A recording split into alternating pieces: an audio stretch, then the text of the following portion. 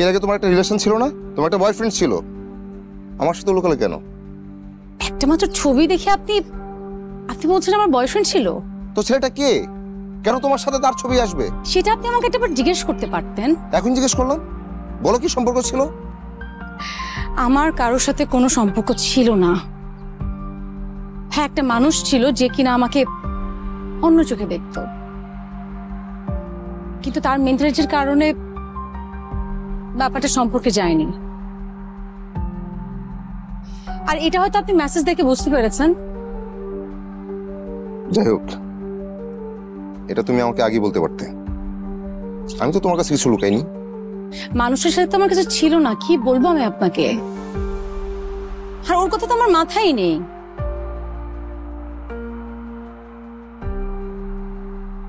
Anyway, যে third পার্সনের message দেখে আমাকে জাজ করে, আমি তাকে কি ব্যাখ্যা করব?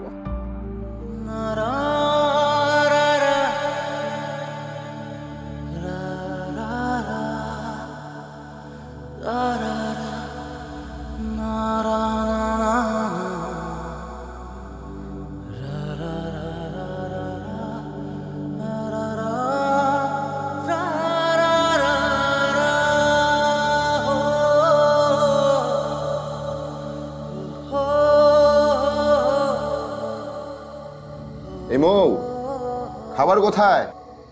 খাবার দাও। আজকে কিছু রান্না করি নাই।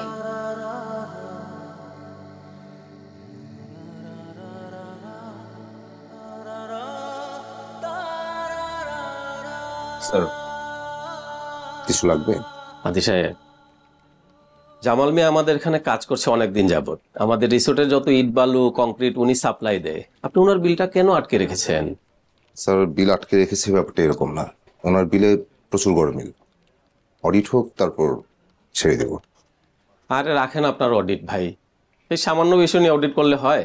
আপনি আজকেই ছেড়ে দেন ওনার ফাইলটা। স্যার, ব্যাপারটা সামান্য না, অনেক বড় গরমিল, 50 লক্ষ টাকা প্রায়। আপনি আমার সাথে আর্গু করছেন? সরি স্যার, অডিটের আগে আমি এই বিলে সাইন করতে পারবো না। হোয়াট? দেখছেন স্যার কেমন তেরা তেরা কথা কয়? এটা আমি আগেই কিছু পার্সেন্ট হিসেবে দিয়ে দেবো, এরপর আমার বিলটা আটকে রাখে। এই চুপ করেন আপনি, এসব কি বলছেন আপনি?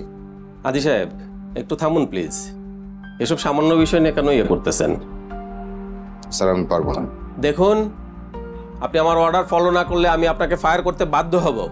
আপনাকে ফায়ার করতে হবে না, এই চাকরি আমি আর করবো না। Thank you.